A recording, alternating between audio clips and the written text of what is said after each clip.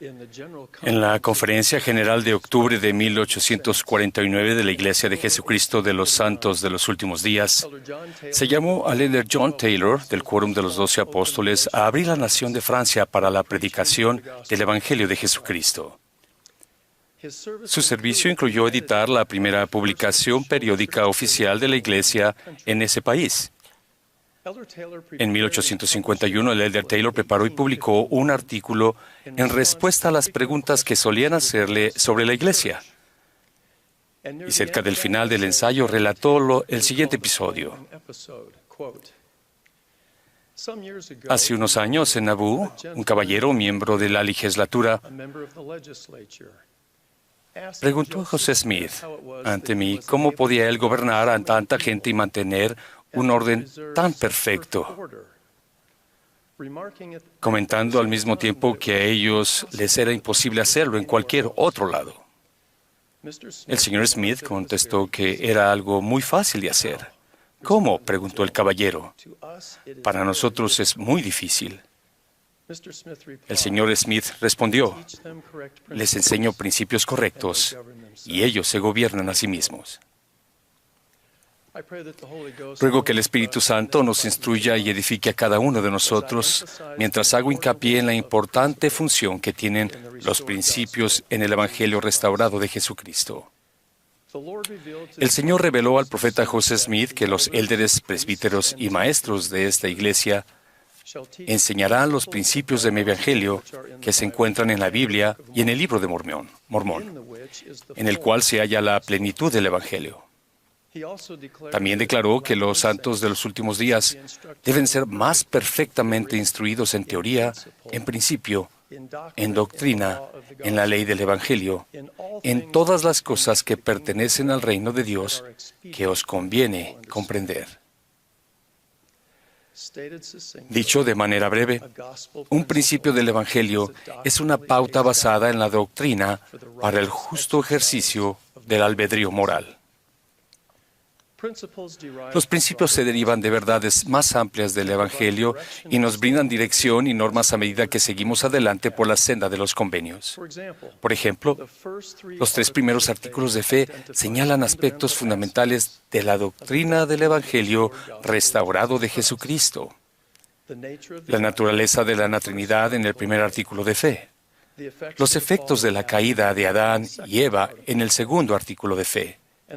Y las bendiciones que son posibles por medio de la expiación de Jesucristo en el tercer artículo de fe. En el cuarto artículo de fe se exponen los primeros principios, las pautas del ejercicio de la fe en Jesucristo y el arrepentimiento, y las primeras ordenanzas del sacerdocio que hacen posible que la expiación de Jesucristo tenga eficacia en nuestra vida. La palabra de sabiduría es otro ejemplo de un principio a modo de pauta. Fíjense en los versículos iniciales de la sección 89 de Doctrina y Convenios. Dada como un principio con promesa, adaptada a la capacidad del débil y del más débil de todos los santos, que son o que pueden ser llamados santos. He aquí de cierto, así os dice el Señor, por motivo de las maldades y designios que existen y que existirán en el corazón de hombres conspiradores en los últimos días, os he amonestado y os prevengo, dándoos esta palabra de sabiduría por revelación. La instrucción inspirada que sigue a esta introducción brinda pautas perdurables tanto para el bienestar físico como espiritual y testifica de bendiciones específicas supeditadas a nuestra fidelidad a dicho principio. Al aprender, comprender y vivir los principios del Evangelio, se fortalece nuestra fe en el Salvador, se ahonda nuestra devoción a Él y se invita a nuestra vida a una infinidad de bendiciones y dones espirituales. Los principios de rectitud también nos ayudan a mirar más allá de nuestras preferencias personales y los deseos egocéntricos, dándonos la apreciada perspectiva de la vida eterna a lidiar con las diversas circunstancias, retos, decisiones y experiencias de la vida terrenal. Las palabras del profeta José Smith acerca de enseñar principios correctos tal vez sea una de sus enseñanzas más citadas. Hallamos ejemplos magníficos de este modelo inspirado de instrucción en boca de los siervos autorizados del Señor en la actualidad. En una conferencia general de 1998, el presidente Dallin H. Oaks habló sobre los deberes que tienen los poseedores del sacerdocio arónico en cuanto a la preparación y administración de la Santa Cena. Allí describió el principio de no distraer e indicó que un poseedor del sacerdocio arónico jamás querría que hubiese nada en su apariencia ni conducta que distrajera a miembro de la iglesia alguno de la adoración y renovación de sus convenios. El presidente Oaks también hizo hincapié en principios relacionados como el orden, la limpieza, la reverencia y la dignidad. Curiosamente, el presidente Oaks no dio a los hombres jóvenes una larga lista de cosas que podían y no podían hacer, sino que explicó el principio con la expectativa de que ellos, sus padres y sus maestros podían y debían utilizar su propio criterio e inspiración para seguir la pauta. Él explicó: "No voy a sugerir reglas detalladas, dado que las circunstancias en los diferentes barrios y ramas de nuestra iglesia mundial son tan diferentes que una regla específica que pueda requerirse en cierto lugar quizás sea inapropiada en otro. Más bien sugeriré un principio basado en las doctrinas. Si todos entienden este principio y actúan en armonía con él, existirá muy poca necesidad de reglas. Si se necesitaran reglas o consejos en casos individuales, los líderes locales pueden proporcionarlos en armonía con las doctrinas y los principios correspondientes". El presidente Russell M. Nelson nos enseñó en la Conferencia General de abril de 2015 que el día de reposo es una delicia, y explicó cómo había llegado él a comprender personalmente un principio básico sobre cómo honrar el día de reposo. ¿Cómo santificamos el día de reposo? En mi juventud estudiaba las listas que otras personas habían recopilado de lo que se podía y lo que no se podía hacer en el día de reposo. No fue sino hasta más adelante que aprendí de las Escrituras que mi conducta y mi actitud en el día de reposo constituían una señal entre mi Padre Celestial y yo. Con ese entendimiento, ya no necesité más listas de lo que se podía y no se podía hacer. Cuando tenía que tomar una decisión en cuanto a si una actividad era o no apropiada para el día de reposo, simplemente me preguntaba a mí mismo: ¿qué señal quiero darle a Dios? Esa pregunta hizo que mis opciones respecto al día de reposo fueran bien claras. La sencilla pero a la vez magnífica pregunta del presidente Nelson hace hincapié en un principio que despeja cualquier incertidumbre respecto a lo que significa el día de reposo y lo que debemos hacer para santificarlo. Su pregunta resume una pauta y una norma que pueden bendecirnos a todos en nuestras diversas circunstancias. Hace 6 meses, en la conferencia general, el presidente Nelson describió la alegría que sintió al descubrir un nuevo significado de la palabra Israel.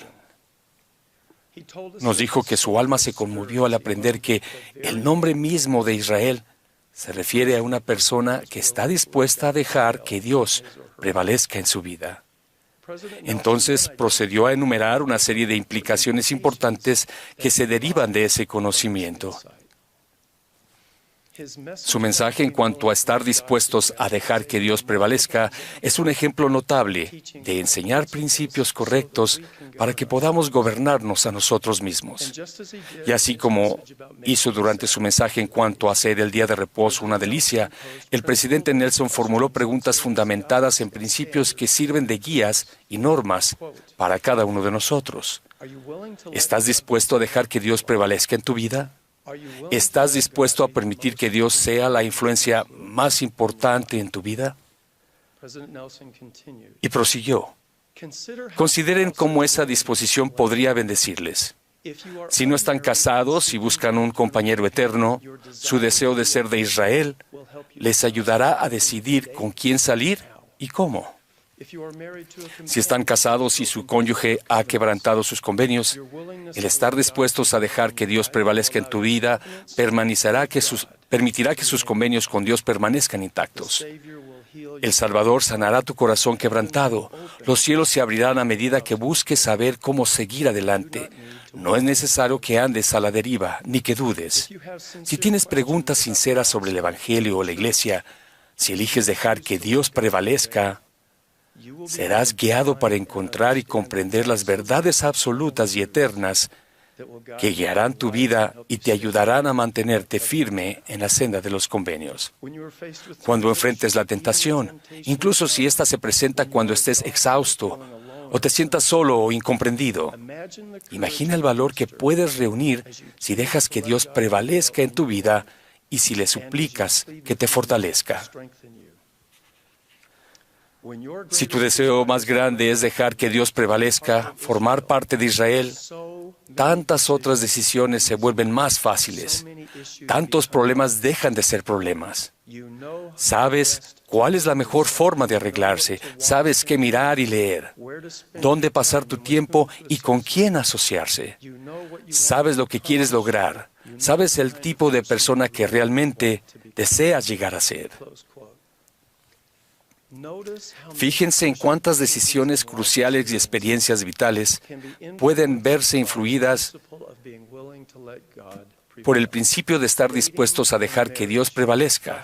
Salir en citas y casarse, preguntas y dudas sobre el Evangelio, la tentación, el arreglo personal, qué mirar y leer, dónde pasar el tiempo, con quién relacionarse y muchísimas más. Las preguntas inspiradas del presidente Nelson hacen hincapié en un principio sencillo que brinda dirección en cada aspecto de nuestra vida y que nos permite gobernarnos a nosotros mismos. Cuando José Smith estuvo encerrado en la cárcel de Liberty, escribió cartas de instrucción a los líderes y miembros de la iglesia y les recordó que un barco muy grande se beneficia mucho en una tempestad con un timón pequeño que lo acomoda al vaivén del viento y de las olas. Un timón está compuesto por una rueda o una barra y el equipo correspondiente y sirve para dirigir un barco o una embarcación. Acomodarse al vaivén del viento y de las olas denota la manera de maniobrar el barco durante una tormenta de modo que mantenga el equilibrio sin volcarse. Los principios del Evangelio son para mí y para ustedes lo que un timón es para un barco. Los principios correctos nos permiten encontrar el camino y permanecer firmes, constantes e inmutables para no perder el equilibrio y caer en las furiosas tormentas de tinieblas y confusión de los últimos días. Hemos sido abundantemente bendecidos en esta conferencia general al aprender sobre principios eternos por medio de los siervos autorizados del Señor. Ahora bien, nuestra responsabilidad individual es gobernarnos a nosotros mismos de acuerdo con las verdades de las que han testificado. El presidente Ezra Taft Benson enseñó: en los próximos 6 meses, el ejemplar de la revista Leona en el que se publican los discursos de la conferencia deben de estar juntos a sus libros canónicos para que lo consulten frecuentemente. Con toda la fuerza de mi palabra, los invito a todos a aprender, vivir y amar los principios de rectitud. Solo las verdades del Evangelio pueden permitirnos hacer con buen ánimo cuanta cosa esté a nuestro alcance, a fin de seguir adelante en la senda de los convenios y ver la salvación de Dios y que se revele su brazo. Sé que la doctrina y los principios del Evangelio de Jesucristo son la fuente fundamental de dirección para nuestras vidas y de un gozo perdurable tanto en la vida terrenal como en la eternidad. Y en este glorioso domingo de Pascua testifico con gozo que nuestro corazón salvador viviente es la fuente de la que emanan estas verdades. Y de ello testifico en el sagrado nombre del Señor Jesucristo. Amén.